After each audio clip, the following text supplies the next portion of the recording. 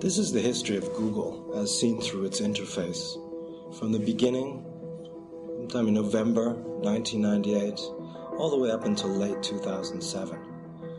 These are screenshots of the Google interface taken from the Wayback Machine of the Internet Archive. History of Google is important. For some people, Google is the Internet, and for many, it's the first point of access. And Google, as the face of the Internet, has remained virtually the same over the past 10 years. But there have been some subtle changes to the interface, so let's go back and look at this in a little bit more detail. You see initially Google with its standard web search button and its intriguing I'm feeling lucky button as being your only options. Then the directory gets introduced with some front page fanfare. It's the open directory project, dmoz.org, that Google's built an engine on top of. Then come the tabs on top of the search box, with the web search being privileged at the far left, followed by images, groups, that's searching Usenet, and the directory makes it to the front page tab status. News, the Google News service, the news aggregator, was next. Frugal is introduced. That was that price comparison e-commerce service, and that stayed on the front page for a while, then was dropped. Followed by Local, which later became Google Maps. And you see that the services are becoming more and more present. There are now 5 or 6 at the top bar, and they add a More button. And what we're interested in is which services remain on the front page and which get relegated to More or even More. Now let's look at this in some more detail. Let's look at the fate of the directory over time.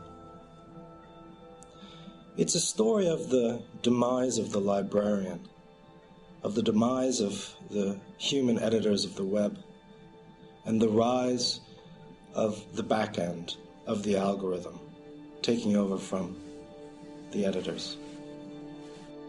Now you see that it's introduced with great fanfare in 2000. The web is organized by human editors. It remains on the front page. It achieves the tab status that we talked about previously. The 4th tab here.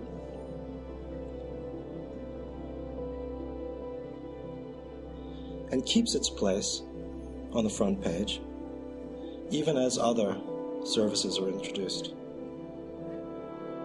However, in 2004 something happened. It got placed under the More button. You had to click More to find the directory.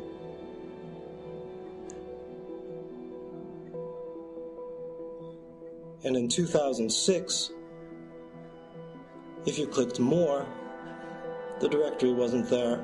You had to click Even More, and there you would find the directory. As it loses its standing, it also loses recognition. Perhaps people don't really remember that there is a directory, just like other services that have left the front page real estate. Also of interest are the services that climb from being Even More to More, and all the way to the front page. But with the directory, it's a sadder story. As the interface of Google moves upper left, and you click More, you see that there's no directory any longer.